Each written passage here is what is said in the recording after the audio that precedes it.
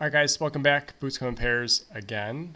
Just excited to talk more baseball, especially the Cubs. They were so close to 500, Hmm. and then they go to Cleveland and get swept out of town. I still think they're close to 500, but it was nice to see them playing better baseball. Where are you at with the Cubs in terms of playoffs? Is this the year? Are we still there's a lot of good teams out there. I just don't know if the Cubs are one Hmm. of them. That's the hard part. The encouraging thing was that coming out of the break, they had some really tough teams on their schedule, and you're hoping that if they can make it through some of these tough teams, an easier part of the schedule would be coming up before you start attacking some of these more, I would say, tough opponents. Yeah. So come out of the gate, you lose a series to the Diamondbacks. Okay, I mean they're a good Yeah. team, but then you start to pick things up a little bit. They win a series against the Royals. They win a series against the Cardinals. They win a series against. I'm trying to think what other good team they beat. They've been They winning beat the White. series. That's the biggest Right, thing. Yeah. They're winning series. They beat the White Sox. I think they won 3 out of 4 series, and then yeah, Yeah. you go into Cleveland. Cleveland's a really good baseball team, but 2 out of those 3 games were very winnable. Yeah. In that first game, the offense showed some fight, and they came back. There were some very questionable calls that did not go their way in that 9-8 loss, which kind of led to Shota's implosion. There was a splitter that he threw to Josh Naylor that was clearly strike three that the ump didn't call it. Roped a single next pitch. Some guy golfed one out. There's just a lot of things that didn't go their way, but um, they're playing about 500 ball in the last 25 games. There's definitely been some winnable games in there, but looking at their team as a whole, it's really been, at least down this most recent stretch, the offense underperforming and the starting pitching underperforming. The bullpen has actually been remarkably good in the last, Mm-hmm. I would say, 10, 15, 20 games. Yeah. You've been getting electric stuff out of Tyson Miller. Yep. Jorge Lopez has been, Yeah. I think he has a .4 ERA since the break. Um, Drew Smiley's been pitching really well. Porter Hodge has been pitching really well. Drew Smiley's been pitching really well. Really, and even Hector Neris has been pitching really well lately. The only 2 guys in the bullpen who really aren't doing well at all are Nate Pearson, recent acquisition, and Merriweather's been terrible. Yep. But yeah, aside from Assad, the starting pitching hasn't been great. Steele's gotten roughed up. Yeah. Um, Shota's gotten It's roughed up a little bit. Tyone's ERA is north yeah. of 5. He hasn't been pitching that great. It's kind of Um, the tail of the season. It's just disjointed, right? mhm. Beginning of the year, the defense has struggled. The bats have been streaky the whole time, and the pitching was good early, and now it's not. The starting pitching. The bullpen was bad, starting pitching was good. Now the bullpen's better, starting pitching is not performing. Shota, I mean, it's a long season. Didn't know Mhm. what we were going to see in the second half from him. I think you're starting to see a little bit of the league catching up to him as the tape comes out, but it's just disjointed. It just feels clunky. I think it circles back to guys again like Ian Happ. He's back in the streaky mode. Like he's Right. right back down to below 230, and it's Yeah. just like what? He's Yeah, since the break he's hitting 194. yeah, And not good. I like Paredes. He'll figure it Yeah, out, but he's hitting 174. He's not yeah. doing great since He the came, break. but he came over here hitting 240, and Right. he's hitting 240. Right. Update: Christopher Morel is hitting worse for Right. Tampa Bay. So he Yes. has 3 hits in 12 games or whatever it's been. He's hitting 190 now. So a change of scenery is not doing him any good. He's not playing every day now for Tampa even. So yeah, I'll take Paredes, and he's a third baseman. He's made a couple errors, which is a little bizarre because he is a good third Right. baseman. One of them was a throwing error. Um, yeah, it just One doesn't of them was feel. one of them the other night was a really hard hit ball. I don't Yeah, really know if I'd give him an error on that one, yeah, but they gave him one. yeah. I'm not worried about him. No, He's a young kid. He's 25 years old. Plenty of control, plenty of time. He's got a good thunder in his bat, and yeah, he yeah, doesn't swing and miss too much. But yeah, clunky is a very very good term for yeah, that because I just feel like they're not. There were points where they were clicking on all cylinders for every part of their team, and then the hitting was starting to do pretty well, and then the starting pitching fell apart. Really, the only thing that has been really, really good for this last stretch here has been the defense. They're a top 10 defense in baseball. Yep. Dansby and Nico are making all the plays. They're starting to hit a little bit more too, but they're not really making a lot of errors. I was looking at their team defense. Michael Busch has only made 4 errors at first base. Michael Busch. Nico has only made 7 errors, and most of those, I feel like he had 3 errors in the first 2 games. Dansby's only made 4 errors, and then you take third base out of the equation. But Ian Happ hasn't made an error this year. Pete Crow Armstrong has made a couple, but not a lot. Ballinger, and Pete Crow Armstrong, I was looking today, he's one of the most highly rated outfielders defensively in baseball.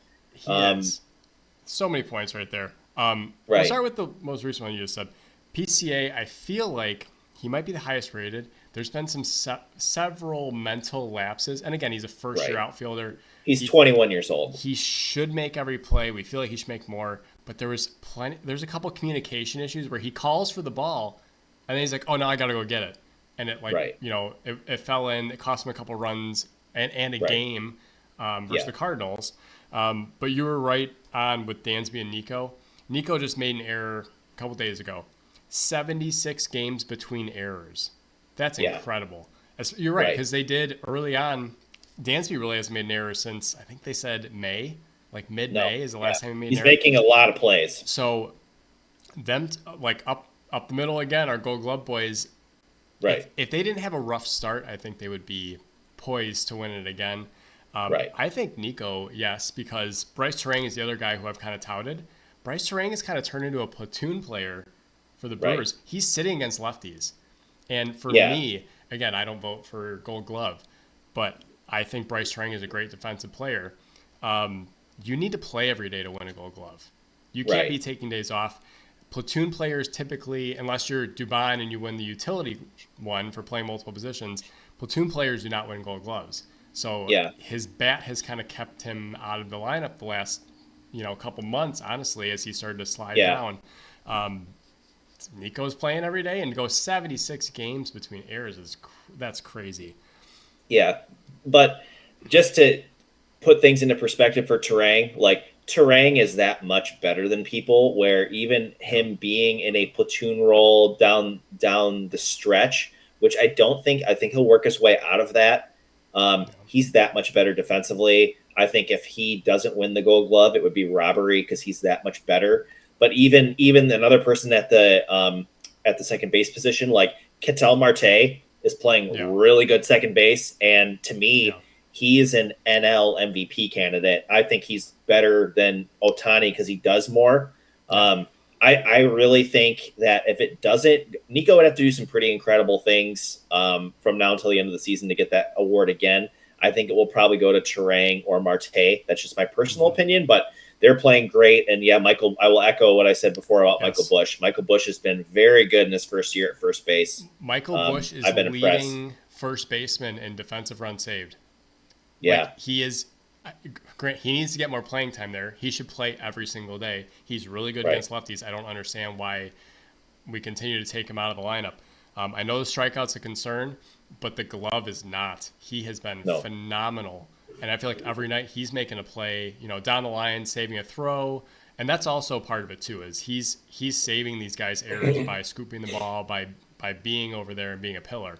So Michael Busch, Jim DeShanes was talking about him on the broadcast the other night, just how phenomenal he has been at first base. And I think they've found a first baseman that can be the guy.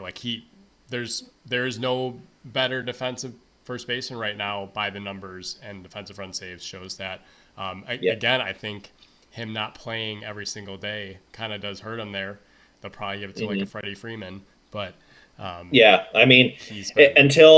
Christian Walker got hurt, he was probably the front runner again. But Busch, you have to give. If he's not top 3 in the voting, that would be a disgrace because he's played very, very well. But the defense has not really. Like you said, there's been lapses. Again, Seiya's terrible. He's a terrible right fielder. He's cost them some games too. But defensively, they really haven't been too bad. They've been pretty I solid feel lately, and the numbers show that they're one of the top 10 best defensive teams in baseball. Yeah, this may just be my biased opinion too, being an infielder by trade and, feeling like you're judged a little too harshly in the infield. Outfielders are not assessed errors appropriately.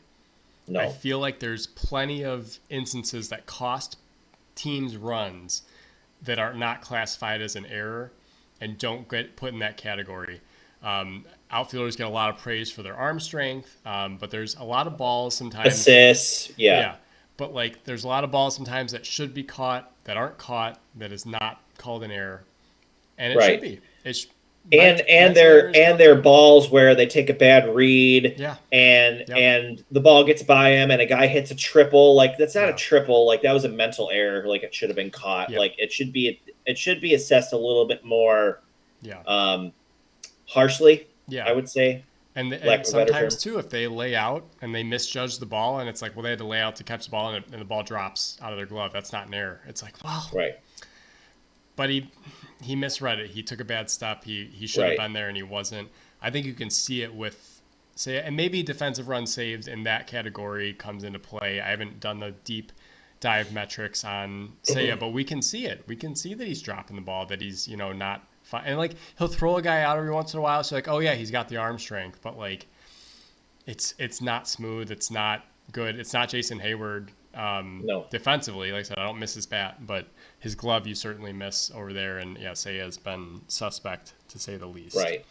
Um, But I mean, it's it is what it is. They were playing well yeah, until they got swept by Cleveland. Cleveland's a first place team. They're one of the best yeah, teams in baseball.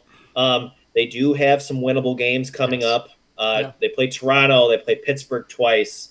They play yeah, Washington. They play Miami. They play Detroit. Detroit's playing a little bit better, but the rest of those teams are not playing super great. So you yeah, have to win probably 70% of those games, because then you roll right into the Yankees and the Dodgers, and then you yeah, start playing divisional opponents again down the stretch. So yeah, if they want to have yeah. any hope of making a playoff run, they have to do well in this stretch and finish the season strong. The NL is not getting any easier. No, The wild card is getting tighter and tighter. Teams just keep winning, and if the Cubs yeah, don't do it, then yeah, if they don't do that winning thing, yeah. then they're I going to mean, find themselves on the inside, on the outside looking in. that's the problem, and that's what we'll get into now is the AL and NL wildcard races. And you thought probably when they added a third wildcard spot, you're like, okay, maybe we're reaching a little too deep. The wild card is wild right now. I mean, the teams that aren't in the playoffs, you have Boston at 63 and 56. That's on the outside right now. Yep. And then, I mean, leading the wild card race in the AL is Baltimore at 71 and 50. You're 21 games over 500, and you're a Right. wild card team. Yeah. Same in the NL. 69 and 53 is San Diego and Arizona, Right. leading the wild card. The Cubs have to jump so many teams just to get in that conversation. Currently, the Mets are the first team out in the NL, and they're 3 games over 500. And the Mets have Right. been good. They've been hitting Right. better. They've been pitching better. There's a lot to climb here, and getting one of these wild card spots is not going to be like it used to be. Like, oh yeah, you just get here you go, enjoy your first round. Yeah, the Padres. I know you want to talk about them. That's a team that's really clicking. I like their lineup. I mean, there's so much bad hitting in baseball. Hmm. Over half their lineup is hitting above 260. I think Xander Right. Bogaerts is the last guy, and he's hitting like 267 on that Yep. list of hitting 260 and above. They have so many good hitters. I love what they're doing on every level. But yeah, wild card thoughts for you. I mean, yeah, Boston like is out. Seattle right now is out. They were leading Yep. the West for a while. Right. Yeah, Yeah. Well, the two big teams that I want to talk about are both in the West. That being the Padres and the Diamondbacks. With a loss to Milwaukee today, um, the Dodgers only lead both of those teams by 2 games. And the Dodgers are even playing pretty good baseball. They went through a little bit of a rough patch there, but they were 7-3 in their last 10 going into tonight. But these two teams are 9-1 in their last 10, and both teams in the last 25 games, I looked this up, they're 20-5. Yeah, which is that's wild. that's That's wild. But to start out with San Diego, I mean, San Diego has had several key players on their teams miss extended periods of time. Bogarts has missed about 2 months with an mhm, injury. He has come back and he started to play pretty well. Tatis has been out for 2 months. He's nearing a return. I think he's going to start doing baseball activities. He's got like a lower body injury. Joe Musgrove was on the IL for a while. yeah, He finally just came back. Yu Darvish has been missing since May. He's had some injury and some personal issues, but the rest of the team has really stepped up and done really well. That acquisition of Luis Ariz has been yep, incredible. But then you throw in other guys like Jake Cronenworth is having a yep, rebound season. Jurickson Profar is having his best season as a pro. The rookie Jackson Merrill, who I'll get into more, has yes. been on fire. And with even being having a position change, like this guy was a shortstop and he's the starting center fielder. He's playing great, We've great we've baseball. said that before though. Every single guy on the Padres was a shortstop at one point. So, but Right, yeah, Jackson Merrill right. being, I had to again. I'm aware of what he's doing. I was not aware that he's 21. I was not Yep, aware that he did not have any MLB at bats before this year. Again, yep, Padres I don't follow as closely. I am now because they're doing better without Juan Soto, which is crazy. And they're right. just a good team. Yeah, Tatis is having a good year. They're Yeah, having a good season, right. and there's some guys with some names. It's not like it's a bunch of no-name guys like the Indian or the Guardians. I mean, it's just these guys. Right. And at this point in the season, you have Merrill, Machado, Profar, and Hmm. Cronenworth already have 70 RBIs each.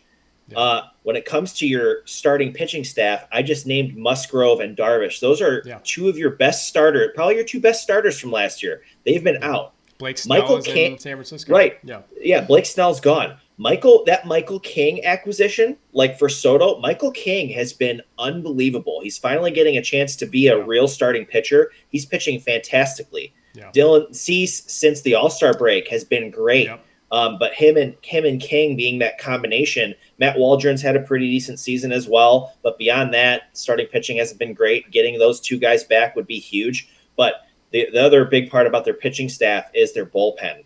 Um, they got Brian Hoeing and Tanner Scott from Miami. Those guys have been lights out. yeah. Jason Adam from Tampa has been lights out. Former Add Cub. Suarez in there, who's been the best closer in baseball. Yeah, Matsui has been really good for them.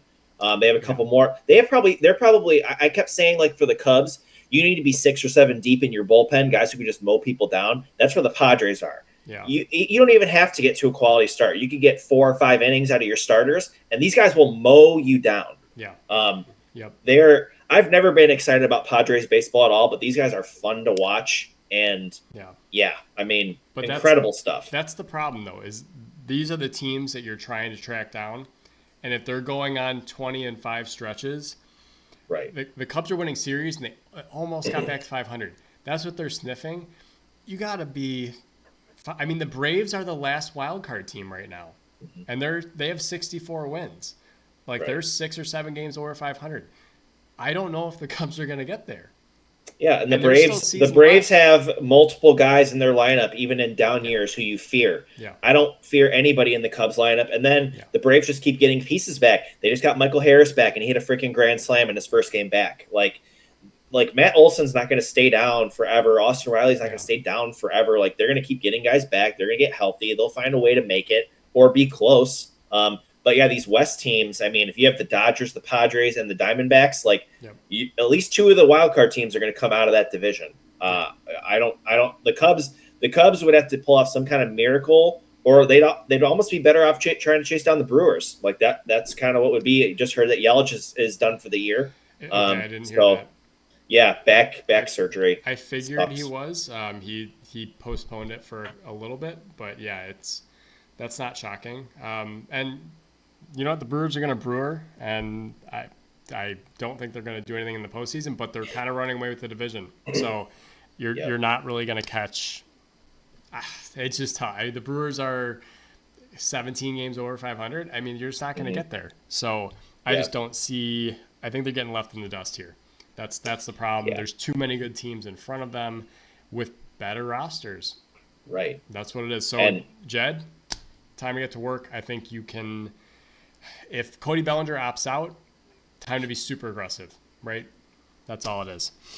right. And I mean, if teams, the Padres are a little bit different. They have a higher payroll, but Yeah. I mean, let's go to the next team. Also in the West, the Diamondbacks. Yeah. Like the Diamondbacks just blow me away with what they're able to do. But they just have a bunch of guys who are really good at baseball. Yeah.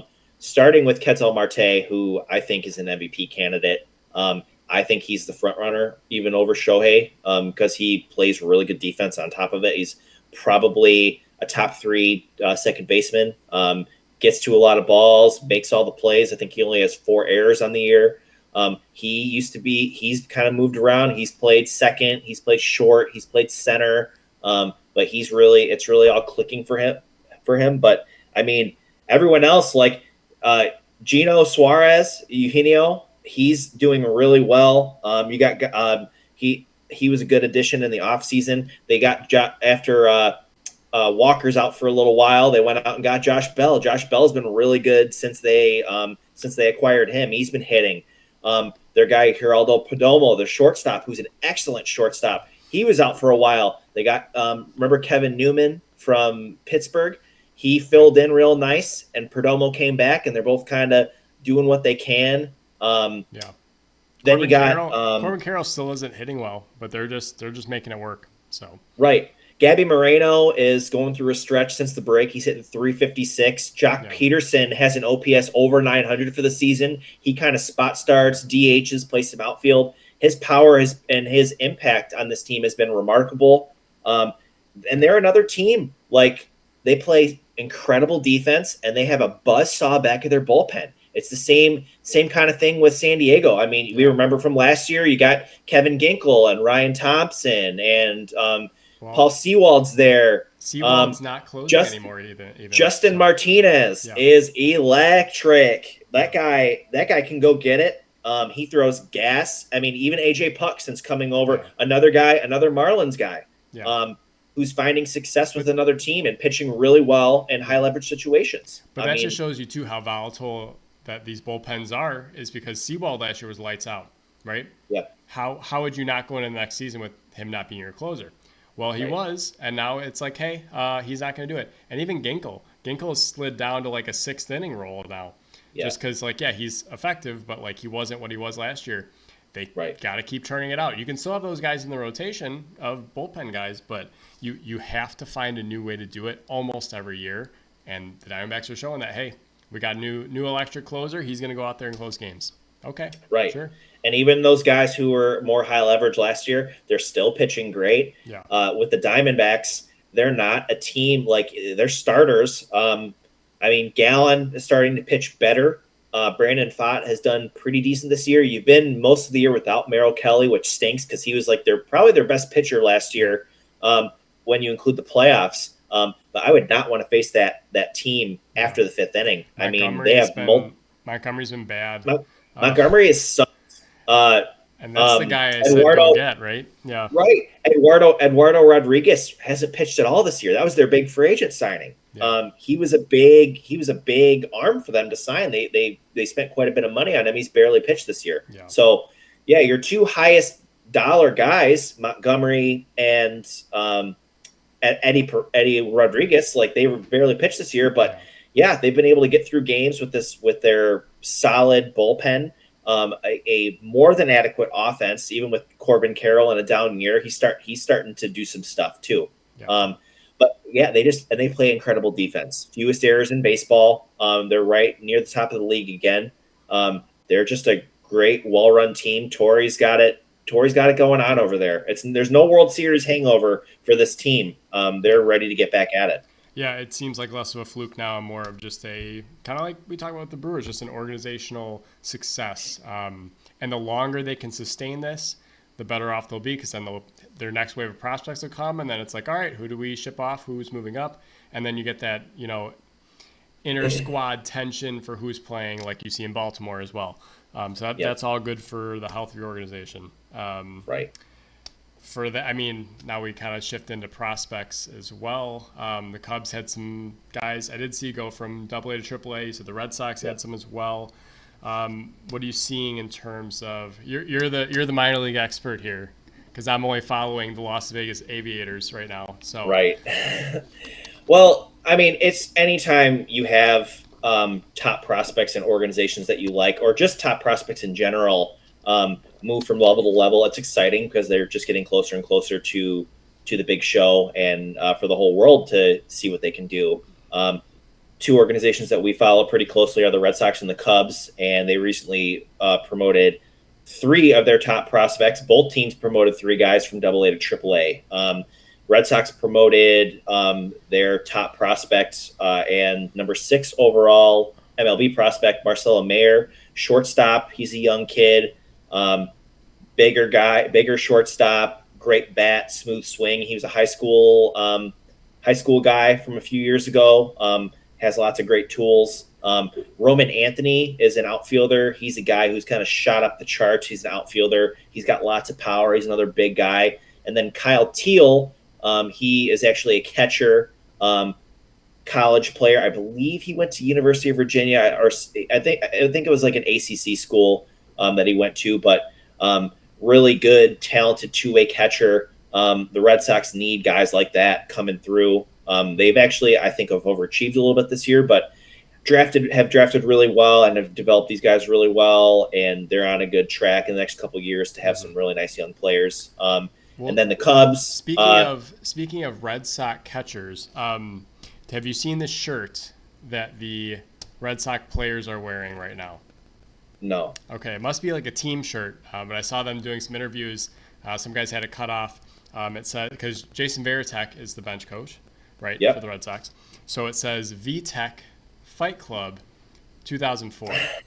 That's the shirt they're wearing right now. So I thought that was fun. There's multiple guys wearing the shirt. It's not a Nike sanctioned shirt or anything. So very funny. If you know, you know. That's funny. Well, and a great guy to have in the organization. Yes. He's a beloved guy. He was one of my favorite Red Sox ever. You want to have guys like that in your dugout for sure. Just gets that extra toughness and that wisdom. I'll have to look for that one. That's pretty funny. Yeah. But then on the other side of our baseball fandom, the Cubs promoted Kevin Alcantara, James Triantos, and Matt Shaw. That is really good news. The latter two being infielders. Great bats, great minor league bats. Alcantara is more of a project, but has a lot of plus tools as an outfielder. Young, all of them are very young. It's encouraging, especially if some of these guys decide they want to move on.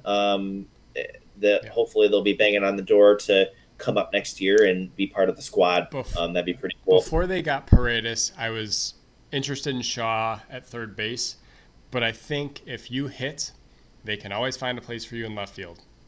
Right? I mean, and again, I know we ran on Ian Happ. Left field is where you put a guy who hits but may not be your best fielder. That's why I don't have a high value for a Gold Glove left fielder, because that's what they did with Ryan Braun when he first came up. Hey, Ryan Braun, I want you to play. You're hitting really well. You're a horrible third baseman. Go to left field. And he was a Gold Glove left fielder. Right. So caught the ball, threw people out. Yep. Hey, good arm, plus bat. So if any of these guys that play infield, don't think you're stuck. If you hit, you will play. They'll find a spot for you.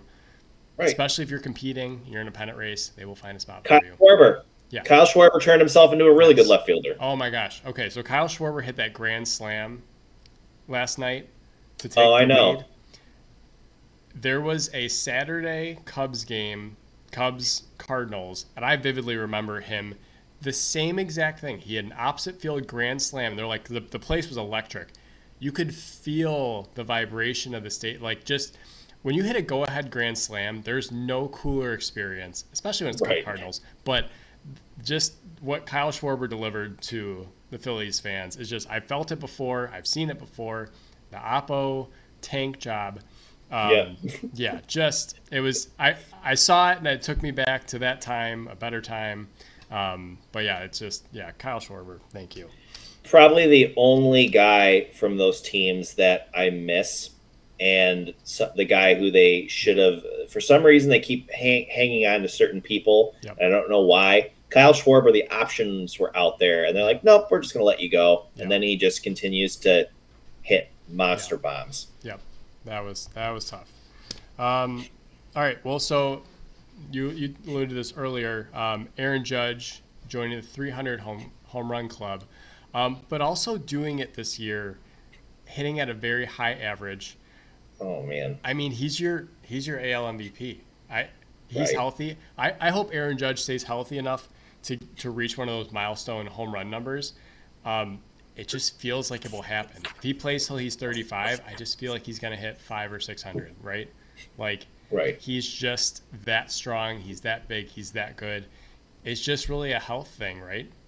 Mm-hmm. What is Aaron Judge? I mean, again, he's a Yankee, but like, what does that speak to for you? He's just he's not being a Yankee fan anymore.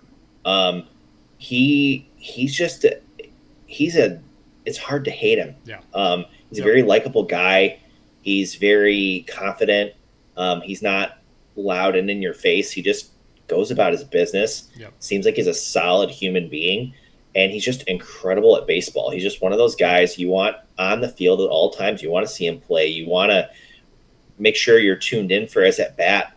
And the things that he's been able to do in his career, I mean, you just, again, kind of like with Mike Trout, you get robbed because of the times when he's not been on the field. But when he's on the field, it's like, what is he going to do next? He's this big giant of a man. You don't see people like him very often doing the things that he's doing. A few weeks ago, I was all on the Bobby Witt train, and I still am. He's still doing incredibly well. But Judge's average has climbed. He was hitting. There was times where he got down to like 305, which is still incredible. But Bobby Witt goes through this clip where he's up to 350. He's still hitting 349. But I just looked. I saw that Judge had hit his, or I had a notification on my phone that he hit his 300th home run. I haven't really been keeping track of the stats. I know he had a lot of home runs and a lot of RBIs, but I look at his stat line, and he's hitting 333. I'm like, where did this come from? Like, his average jumped over 20 points, but they just haven't been able to get him out lately. So, I mean, him hitting at this high of a level and playing good defense too, I don't think there's any way that he would not be the MVP. At this point, I'm hoping that he wins the Triple Crown. I'm hoping that Bobby comes down to earth a little bit and that he wins the Triple Crown for the first time since 2012 when Miggy won it. I want to see that, and I think that'd be cool if it was him. Well, and what's really nice to see too is that we're having batting averages close to 350. Again, Bobby Witt being up there, but then like actually having a batting title race where it's in the upper threes, right? Like we're not looking at it's not 300. Yeah, it's not 290, it's not 297. Like it's like late 90s batting average here is what we're looking at. It's just renewing my faith in that maybe we'll see batting average climb up again, and that maybe the hitting approach will come. Judge is doing both, right? He's hitting the homers and he's got the average. Schwarber even this year, his batting average is closer to 250, and he was. I think he's hitting closer to 260 actually. Sure. If he's not above that. But the last couple of years, it's been 197. Right. We don't want to see that. Like, yeah. But granted, I think, did you send me the thing with Luis Ariz? Like Luis Ariz batting average is whatever 320. Kyle Schwarber's 197, but Kyle Schwarber's been on base more. So right. It just there's more to it. On base percentage is a thing too. If you're walking, just maybe not getting the hits, but just both those guys doing both is much more fun to watch. I like seeing the numbers higher up. I know they have all these metrics that are pointing to, hard hit ball rate and get on base, get hits. The home runs are great, but you can do both. We're seeing that with Aaron Judge. 300 is a big number. Mm-hmm. I feel like some of those big milestone numbers, like I remember watching Griffey get close to 600. I don't know if we're going to see those again. So it's cool to see him at least get halfway there. Another Yankee comparison that I saw yesterday Emmanuel Clase has been lights out, right? His first 4 years are almost identical to Mariano Rivera. Mm-hmm. So that's another guy. It's just like he was rumored to be, hey, they're going to trade him. Cubs are linked to him. That level of dominance, anytime you're, compared to a Yankee, that's a good thing, probably. But Mariano Rivera is the best closer of all time. Your first 4 years, match him. We'll see if he can keep it up. But they were, I think his ERA is actually better than Mo's. But everything else, they're like neck and neck. The numbers are almost exact. But he has been lights out for Cleveland, and they've needed that too. So another cool for Class A, the stuff plays, and he throws multiple pitches. Yeah. I don't see even if his velocity drops into like the mid 90s, he's got so much movement on his ball. I mean, I anticipate him having many more years of success. Yeah. And I hope it's with successful organizations. I hope it's with Cleveland. I hope Cleveland continues to dominate the Central. That'd be cool. They're a fun organization. Yeah. Stephen Vogt's having a heck of a year, first year as a manager. Can't think of a better guy for that job. Catchers are great managers, but Stephen Vogt was always a good guy. Loved watching him play. Was a leader in his clubhouses wherever he was. But yeah, it's cool. That's a cool stat. I didn't know that about Class A, but it makes sense. He's been doing some incredible things since he came up. Yeah. Yep. And I said I would have liked to see the Cubs make it look like that because he's been lights out. All right. Well, we'll finish on one last thing that kind of came out this week. The new 6-inning rule that I don't ever see being a thing, but you kind of have more on it. What is the exact interpretation of it for you? Yeah, so from my understanding, in an effort to this might not have been like a stated effort because you never want to put one side of the baseball at a disadvantage, but it seems in an effort to promote more offense, they want to make it mandatory for starting pitchers to go 6 innings each game, which I don't really see where that is an advantage for the pitcher at all. If anything, I think it will increase the number of injuries that we're already seeing. We're already seeing a lot of injuries, but getting to 6 innings, like especially with guys throwing as hard as they are, a lot of guys are strikeout pitchers because the strikeout is glorified. You don't want guys making contact with the ball. So they're throwing a lot more pitches anyways. It's not uncommon for a guy to be at 100 pitches in the 5th inning. So if you make them go 6, if they're getting shelled in the 1st or 2nd, like to make them go 6, you're gonna create injuries. I don't really see where the Players Association would ever allow this to fly. I can't see it happening. I don't really agree with it. There's certain things that I do agree with. This would be one that I would not agree with. A rule change. It doesn't help anybody. I don't see how you could possibly enforce that. I don't know the exact stats, but if you looked at how many guys actually pitched 6 innings in their start, I would say maybe 20% of the time starting pitchers are doing that. So all of a sudden you're going to ask guys mandatory, hey, if you're going to start a game, you have to go this deep into the game. That's impossible. Freddie Peralta is at 97 pitches after 4 1/3 innings, like every single time, because he walks a bunch of guys and he strikes a bunch of guys out. It's impossible for him to pitch 6 innings. Like any Brewers fans used to rip Craig Counsell for pulling him out if he was throwing a no-hitter after 5 innings. It's like the dude's at 130 pitches. What do you want him to do? I just don't know how you enforce that. Maybe they're trying to get back at the Rays for using the opener so much. I don't know. It just doesn't make any sense. I don't know how that speeds up the game. If your plan is to use a guy for 2 innings, you have a guy in the bullpen ready to go. He comes in and starts the new inning. I don't see the big deal. This just doesn't seem like it's a non-starter. How do you enforce that at the minor league level? Because that's usually where you start these rules, right? They have the automated strike zone this year. Well, we might see it next year. We might see it the year after. But that's coming to the MLB. Minor league pitchers don't pitch 6 innings. No. Sometimes they don't pitch 4 innings because they're just not conditioned. They're trying not to burn these guys out.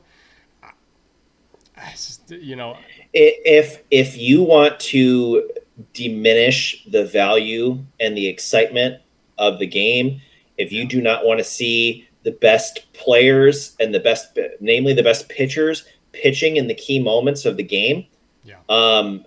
key points in the season, enforce this rule. Yeah. Make it a rule. Yeah. You will have there will be nobody left, and Yeah. it will not be fun. I mean, So I think the Blake's. key is to get to the fall Yeah. with all your guys intact, and I want to see throw it back. I want to see Justin Verlander and Max Scherzer and John Lackey and Madison Bumgarner and Andy Pettit and Kurt Schilling and Randy Johnson. I want to see them, Pedro Martinez, Kurt Schilling. I want to see these guys pitching in October. I want to see them giving it all they have when it matters. I don't want them to be on the shelf because they had to throw 6 innings in a start where they were getting shelled. Yeah. I don't want to see that.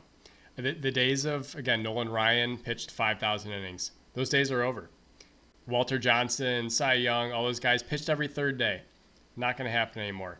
They pitched complete game. Like, there were no extra pitchers, right? They pitched complete games every time. We don't see that. Right.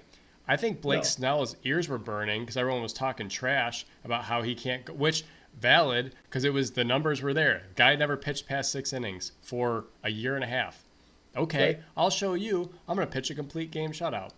No hitter, right? No hitter. Right, like, sure. And he, like, said after he was like, yeah, I heard that, But, like, these guys hear it, but it doesn't change anything. It doesn't mean it's going to, like, impact. I don't know. That's just, that's a bad one.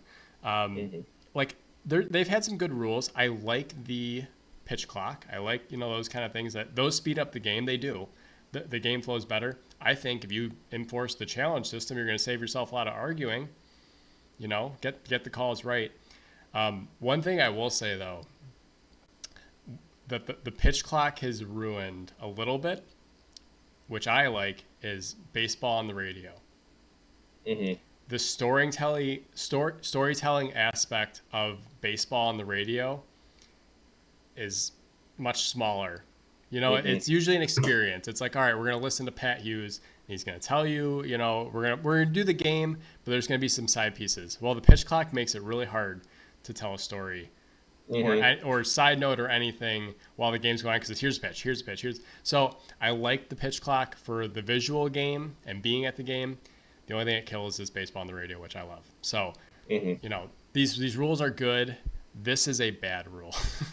Yeah. This is not one I see happening. You're right. I don't think the CBA will approve it. I don't for player safety as well because they were already mad about the pitch clock. So I can't imagine them saying mandatory 6 innings. No. And even the mandatory 3 batter rule is kind of easily avoided because if you end an inning, let's say the guy only threw to 1 batter, well, you're starting a new inning, you can bring a new pitcher in. So you kind of can dance around those rules as well and still kind of play your matchups a little bit. It just kind of helps with the clunkiness of changing pitchers every batter. But, yeah. Yep. But, all right, other than that, I mean, I didn't notice till right now, but we're both wearing USA hats. That's cool. We are, yes. Not planned. It just happens that way. Yes. Because, guess what? Baseball is coming back to the Olympics for 2028, as it should. If you're going to have breakdancing in there, which is gone, you better have baseball. Right. Because that's an actual sport. Right. But, I mean, it's coming back, and that's a good thing. It's going to be Olympics are going to be in Los Angeles next year, which will be even better. I'm not sure if they're going to be using college players or minor league players or how that's going to go, but baseball should be in the Olympics. It's a sport of the world. Lots of different countries play it. Lots of different countries love it. Yeah. It's good visibility for the game, and the best thing you can do to support is just get out there and watch. Yeah. Go watch your local high school team. Go watch college baseball. Go watch minor leagues. Go to pro games. I just went to a West Michigan Whitecaps game on last Sunday. Packed ballpark. It was fun. Beautiful day. Lake Michigan Credit Union Ballpark. So nice. Great spot to watch baseball in the Midwest League. Do they have a hot dog cannon, though? I did not see a hot dog cannon, but I did get a gyro, which we don't see a lot of ballparks. But yeah, I mean, it'll be exciting to hopefully get out to a few more games, whether they be pro games or minor league games this year. Summer's coming to an end. Unfortunately, it sucks, but hopefully a lot of good baseball left wrapping up the year. Just get out to the ballpark, go enjoy some games, go watch some talent, have a good time. Yeah. Baseball's a good baseball is a good way to pass your time. Yeah. Well, summer doesn't officially end for another month or so. I know, kids go back to school, whatever, but as an adult, summer is until it's cold. So we can Right. still enjoy the last little bits of it. As we also come up on a year of doing a podcast about baseball. So that's fun. We'll have to do something maybe for that. But Right. until then, Booze Come in Pairs, thanks for listening again. Take it easy. Peace.